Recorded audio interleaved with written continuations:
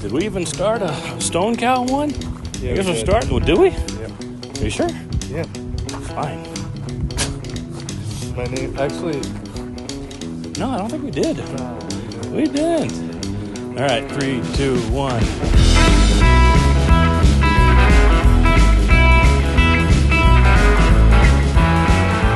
hello again. Hey again. Welcome back to the ABV podcast. That's Adventures in Beer by Volume. I am your host, Ricky Brewery.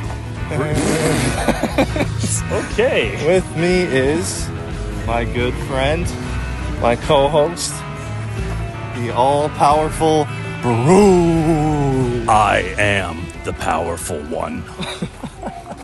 Oh, shoot. This is the second time we've heard this song today. I belong West Virginia. No, man.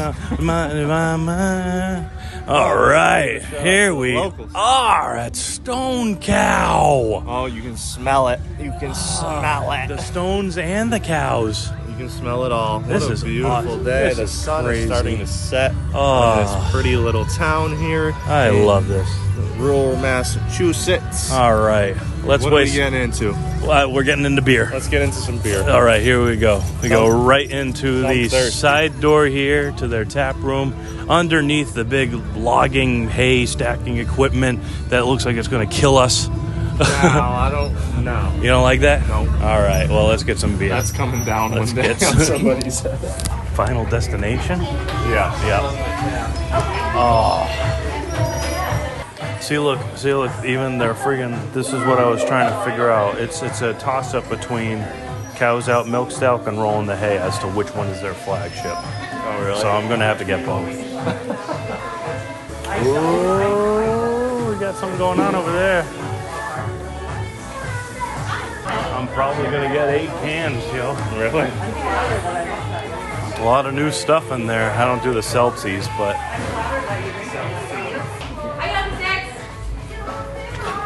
I guess that's us. Can we get two at the same time, or are we limited to one? Cool. I'm going to get Cows Out and the Roll in the Hay. You got two?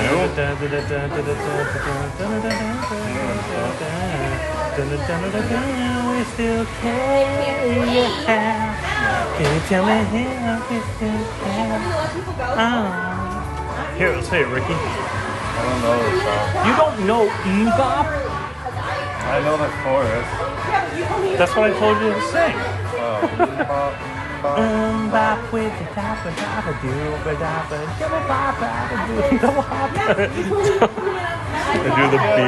the beer version of the song. I got Rolling the Hay and Cows Out. What? Brand new tap? Alright. All their stuff's very low. Look at all of this stuff we got. So I love this. They got a mirror background at their tap bar here, right? And they tell you what they got, and they categorize it by lights, darks, new ones. They got seltzies, they got gluten free, and then they got all their hoppy ones over on the right there. Yeah. It's a cool setup. For sure. So I had to get what I'm considering to be their two flagships, Rollin' the Hay IPA and Cows Out Milk Stout. What are you getting? Good. I think I'm gonna get She's getting Cows Out for me. Rolling the Hay. I'll probably try it. Yeah, try that. It's their one. I'm not about to say it's their best one. It's just Either that. Actually, I think I'm gonna get the New England Stepping Stones. Stepping on stones. Stepping on stones. Brewmaster Bill here. Want to know the story behind Stone Cow Brewery since these two idiots forgot to mention it? Well, here's a nice article from craftbeer.com. Posted April 16th, 2019. Craft breweries bring new energy to old dairy farms. The U.S. dairy milk industry is seeing declining sales.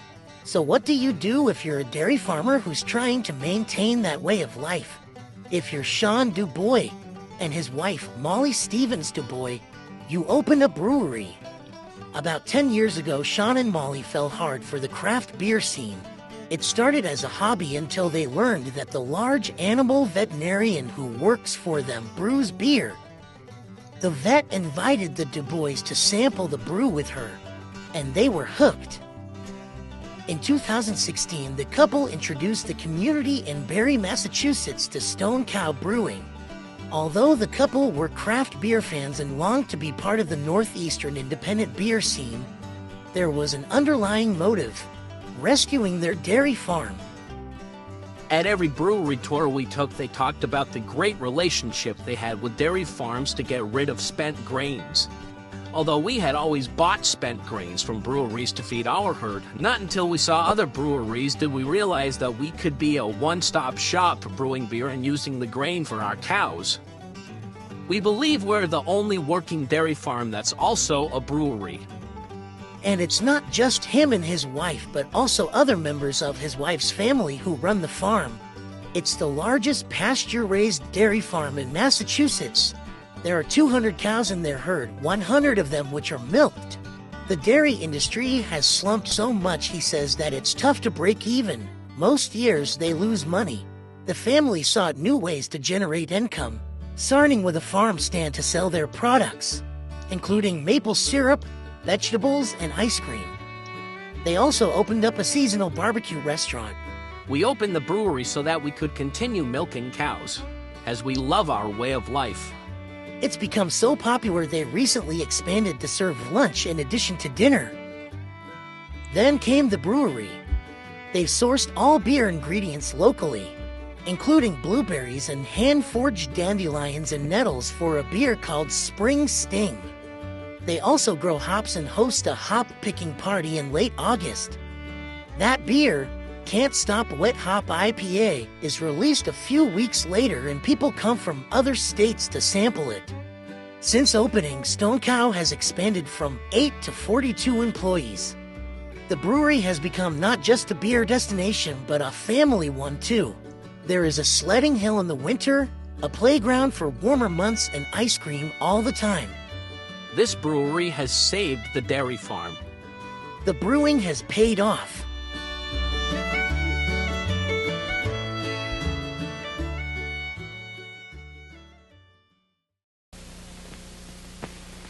When you try all your might, but you can't get a bite, there's an idea that's bound to be right. Get a Gunther. Gonna get a G, yes sirree. Gonna get a G, get a Gunther beer for me. Gonna get a G, absolutely. The happiest taste in beer today. It's a quicker, cool thirst quencher with a flavor bright and clear. Yes, a golden glass of Gunther is the happiest taste in beer.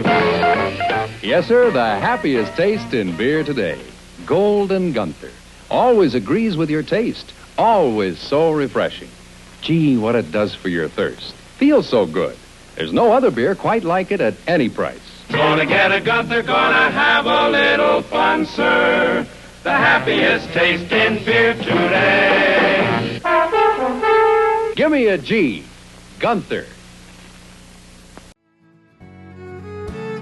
All right, we are outside. Hey, of this everybody. amazing place. And I got their two flagships here, rolling the Hay IPA, Cows Out Milk Stout, the two incredibly different beers. And then you got Steppin' on Stones. Stepping on Stones, All their right. New England IPA. Nice. I noticed most of their stuff's on the lower ABV scale. Really? Yeah, the only thing I saw over 6% was, I believe, their American IPA is 6%, and then their West Coast is a double. I think it's 8.2. Okay. But they have their New England's only 5.8. I don't know. I'm not. All right. I typically like a higher ABV, but Well, what do you think about that one, Steppin' on Stones? it's really good. It's light. And Yes. You can tell it's like lighter. Yeah, it doesn't look lighter, that's for sure. No, That is a banana cream pie nice, in a cup. nice hazy color to it. Nice. Getting any A little notes? thinner. Almost, I thought you said like banana. Really? Almost. Is that your brain taste, though? Because I said banana? No, it's like I'm actually getting like a strawberry banana. That sounds pretty good. Nice. I'm going to be leaving here with a couple cans. Every time I come here, there's something new, so I got to try it all. So, all right, we're going to hop into the thing that really started them all off, the Cows Out Milk Stout, because this is a dairy farm, so it's only natural that they have a milk stout. Oh my God!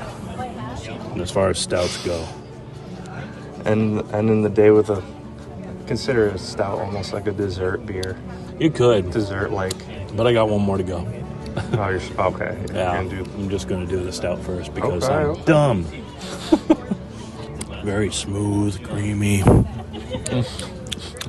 roasty, chocolatey. I don't do too many stouts, so it's hard to distinguish a lot of them. Right.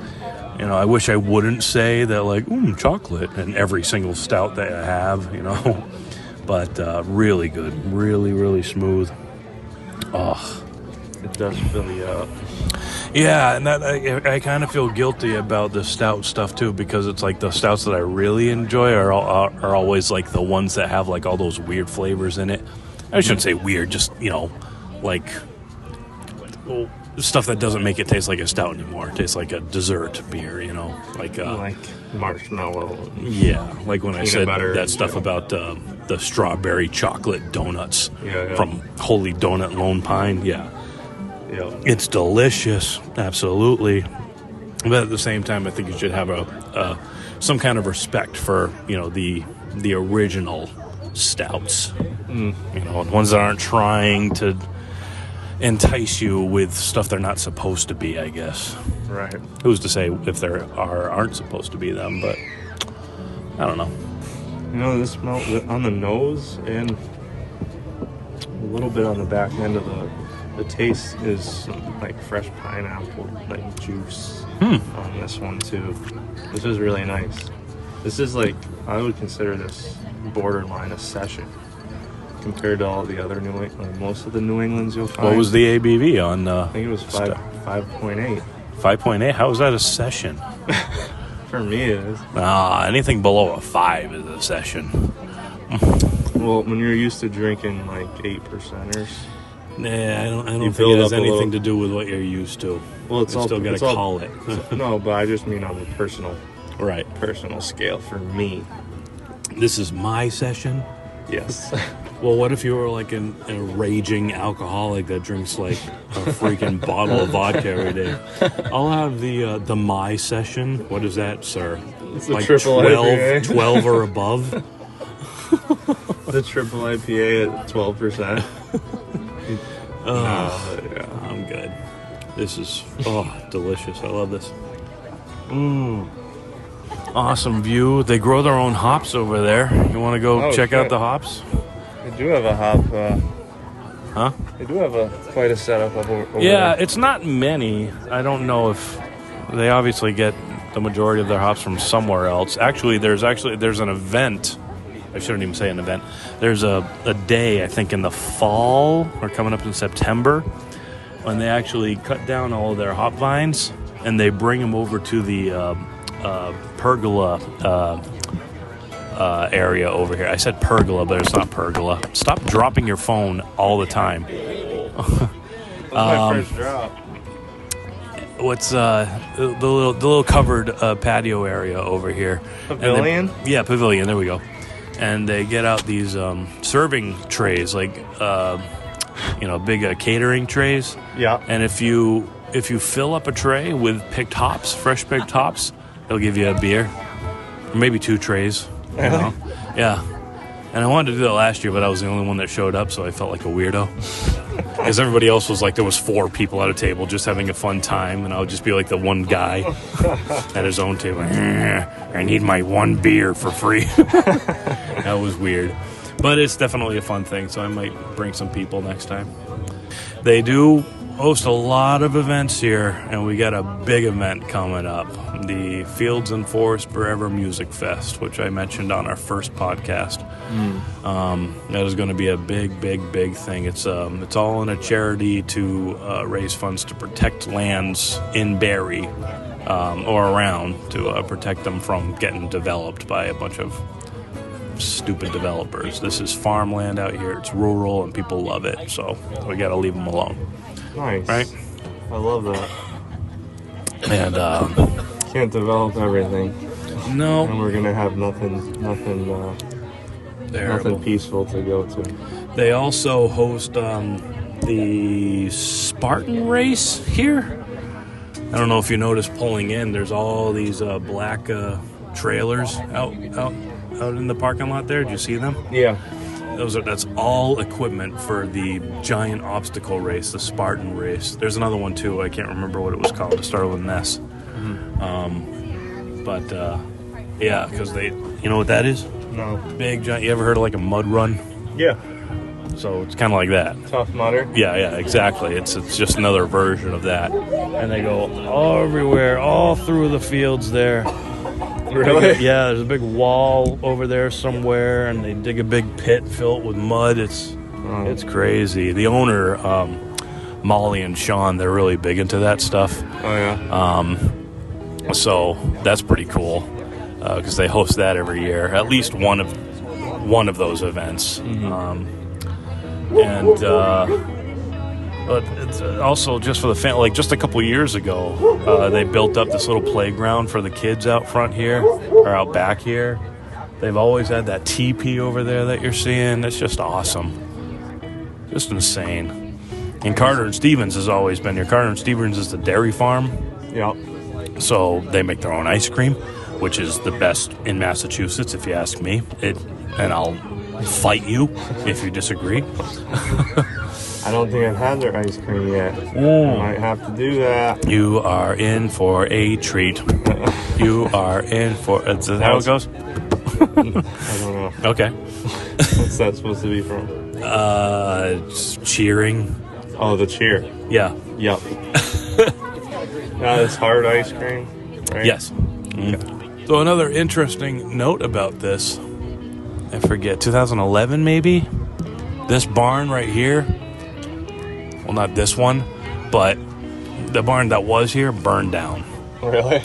Yeah. And it was just the barn, like it was for the dairy farm, right? Oh, wow. Burned down like crazy. The whole thing gone, right? Yeah. Then there was a family around here, I forget their name, but they actually had like an old post and beam barn that they weren't using anymore, and they donated it to these guys, right? Really?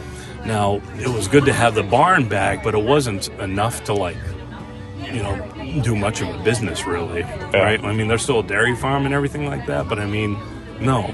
The new owner, Sean and Molly is the daughter of the original owners of this farm, or I guess the second owners of this farm, right? And Sean married her, and they both had a giant passion for brewing beer, and it became a hobby. Yeah. And they decided, shit, let's do a brewery, right? So Sean actually went over to this old barn and started breaking it apart himself, and then transporting the whole thing over piece by piece. And that's what became this barn here. Oh, wow. And they decided to start doing a brewery. And I believe they celebrated their 7-year anniversary a week ago. 7 years? 7 years of being a brewery. So fairly new. Yeah, as a brewery, absolutely. And it's one of the most successful ones in Massachusetts, if you ask me.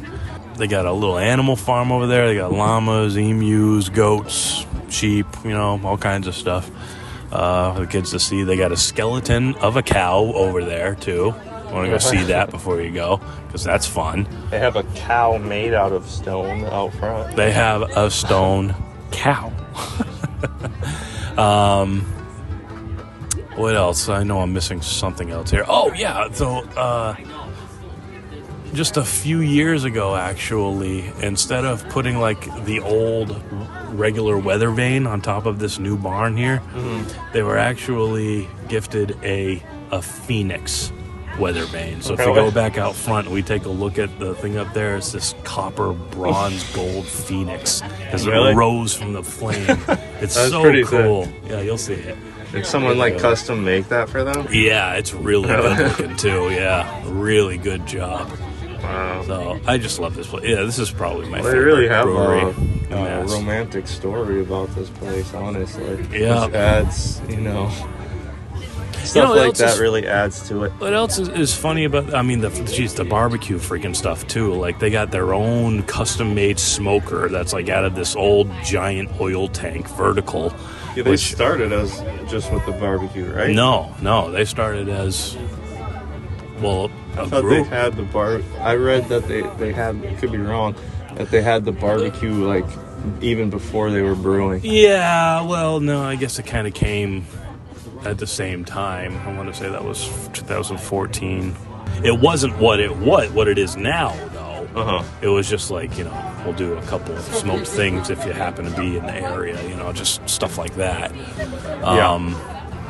But now it's this big thing. We'll go take a look at that too. What great smoke pit, great menu. I don't know. I'm sorry. This place gets me emotional. This might be your favorite place around. Absolutely. It's insane the amount of work they do. Molly, John, hardest working people I've ever seen in my life. Every time you see Molly running back and forth, trying to take care of everything. Yeah. The farm, the brewing, the barbecue, just stuff all over the place. Yeah. The dairy farm, because they have their own little Carter and Stevens farm store over there too. It's just insane. And the beautiful thing about that is that it kind of goes against all of this freaking stigma about beer drinkers. It's like, okay, hold up. They own their own brewery and they gotta test it all the freaking time. That one right there is the healthiest freaking person I have ever seen in my life. Yeah. The most fit. They host this freaking Spartan race, one of the hardest races you can do. Right. Come on. You're still gonna tell me that beer is for freaking unhealthy jerks. Yeah. And every single one of those people here, every single one that comes to those races, they have beer at the end of the race. Yep. They pound it like crazy. The people that came with the people that came here with the ruck walk. That's freaking 50 miles that they walked in 2 days. Beer. You can still be healthy and drink beer. Beer kept them going. You gotta be active a little bit and you'll be good. You can drink all the beer you want. I don't know. Going to. I don't know. That's arguable. If I drink all the beer that you want. Let's see what happens. Let's do supersize me with beer. Just beer all day, every day. Supersize me. If anybody remembers that documentary. Such an underrated movie. That was really good too. It's honestly one of my favorite movies. It's a documentary. It's not a movie. Well, it's one of my favorite documentaries. Just produced things. It was in theaters, so that's okay. Is that a movie? No. All right. You can show anything in a I'll take your word for it. All right. All right. I'm gonna tap into this Roll in the Hay IPA. Very clear, definitely American or West Coast style. Really good. Yeah. I'm getting a lot of strawberry and cherry. That's the West Coast? I don't know if they officially call it what. I think it's just a regular American. So, they have a West Coast on the menu. Yeah. That's not it. It could be. I forgot. I know what though. That was their highest ABV on there. The West Coast. You can taste it. You can taste the ABV definitely. It's like 8.2 or 8.6. Which I wanted to get, but not the biggest West Coast fan. Look at the Cascade. Is that the what's right it word? called? Cascading? No. What's the starts with an L? Levitating? No. What's the? Oh my God! How come? Lacing? Lacing. Look at the lacing on this. It just stays. Yeah. The entire inside walls is still foam. It's supposed to mean good. Look It's at the not even- lacing on the ones that you drink too. That's what. That's all What, that lacing, it just stays there? Yep. I've heard that it actually doesn't really have much to do with anything other than it could be just a sign of how clean the glass was. I've heard that it has something to do with the quality of the beer. It could. Freshness. That it still has like a sticky component to it. I heard from a guy saying that he heard all of that bull crap about how it has something to do with the quality of the beer, but he did a lot of research and a lot of work and he came to the conclusion that most of the time it's just a sign of how clean the glass was or wasn't. Right. So, but that's a whole nother episode. True. All right, let's go take a look at them hops. Yeah? Yeah.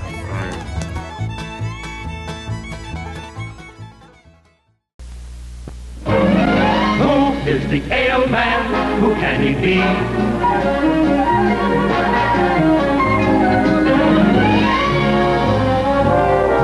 Who is the ale man? It's Colin Ratsey, famous sail manufacturer, company president, ale man. A man with a thirst for a manlier brew. Day is done, the race is won.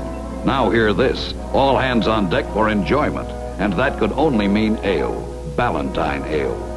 Ballantine, the ale man's ale. Bolder, keener, more to the point. The choice of 3 out of 4 ale men among all national brands. Let Ballantine make an ale man out of you. Who is the ale man? He could be you. A man with a thirst for a manlier brew. 3 out of 4 men every time choose the bolder, keener tasting ale. Valentine. Well, they need to do some landscaping here. I don't need to. I will come here and do it for you. No, you won't. You're afraid of ticks.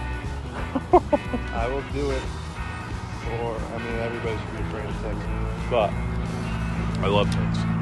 I will do it for a couple free beer gift certificates, like a 6-pack of beer on draft. I'll come and landscape this whole area for you. A 6-pack of beer on draft.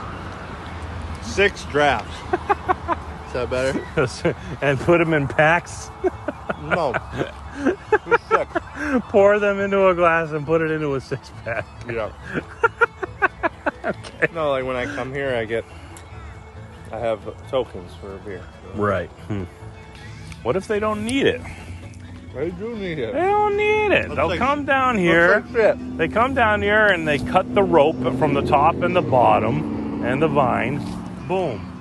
Bring it over. Look, the bottom's being overgrown by all this shrubbery. Yeah, but it's not affecting them. It's affecting when you go to pick it. No way. They just brush through the grass and just cut it. Oh, fuck you. I know that one of the big things I freaking thought was amazing about this place is that the first day that I discovered it by driving around. I didn't look it up on the internet or anything. Really? Man, my girl, we're just driving around looking for a place to eat, and everything was closed because it was freaking 7:30, And then we come up the hill and the sun is going down over the fields over there, and then we see this barn here. And there's just lights all over it. And we're like, oh, whoa, what the hell is this place? Yeah. And we pull in, and they were just getting ready to close down. I'm like, oh, yeah, sorry. I mean, well, I'll give you a beer right now, and you can just chill out there on the patio and look over the fields, watch the sunset and everything. Mm-hmm. Like, really? That's awesome. So it was just such a... What the hell is this place that I just ran into, which is always going to be the things that you're going to remember about more places. special to you. Yeah, because you just randomly bumped into it. Now, question: what the hell were y'all doing out here? In Barrie. Some of us just like to drive around, dude. Just get in the car, and if your mind says maybe you should take that left, you take it. I hear you. It's pretty far from me all though. But. Yeah.